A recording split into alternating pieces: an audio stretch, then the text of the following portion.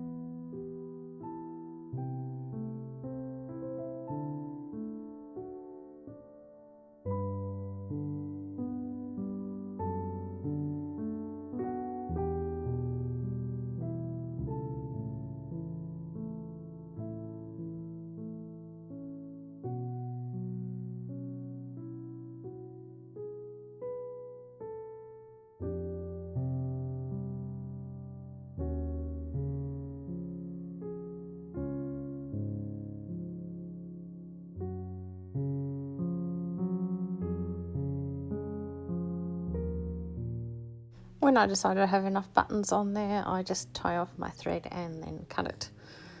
And then, yeah, we will move on to my idea for finishing it off. Because as you can see, you know, the piece of fabric's not entirely covered, and now it looks a bit sort of twisted and wonky and weird looking. But yeah, another thing that I have a lot of is wool. I have a very, very vast collection of decorative sort of wool.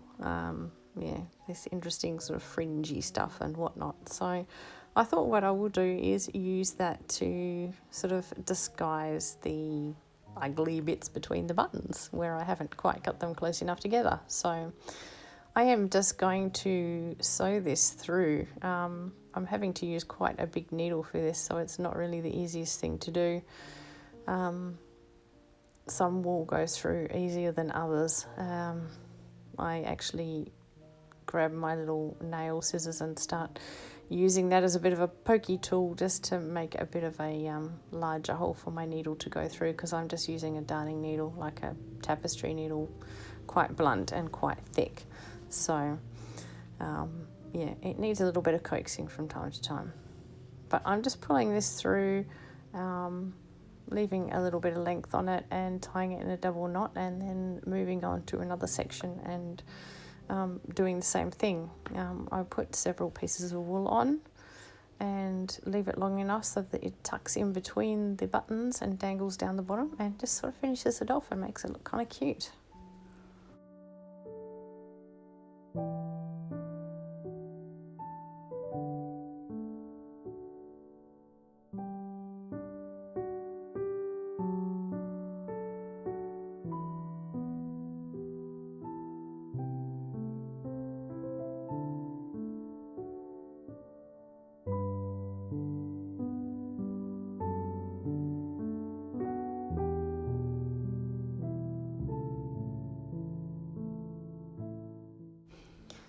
Okay, there's one completed. I did a yellow one earlier, so I'll show you that one as well, and then we will get on and try doing a few more.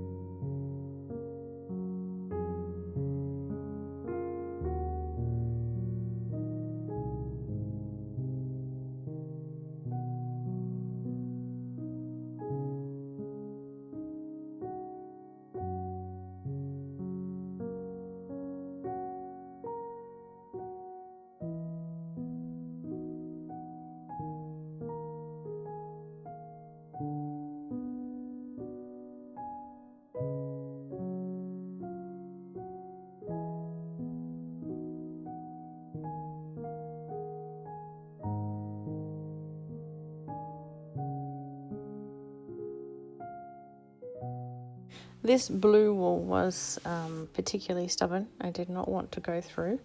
It was quite bulky, so I can't really blame it. This was where I grabbed my little nail scissors and started to sort of make a little hole in my fabric, just to help me get the needle through, just so that I could get this done. Else it was just never going to happen.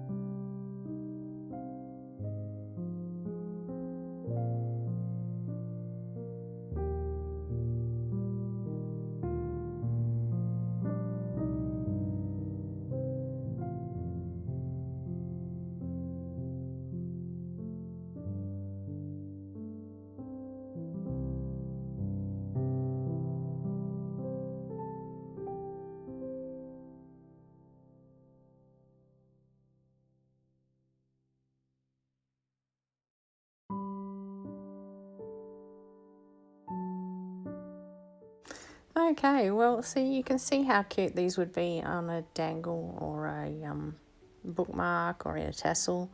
I think that would be really, really cute. I've just used coffee dyed bed sheet here. You could use any fabric.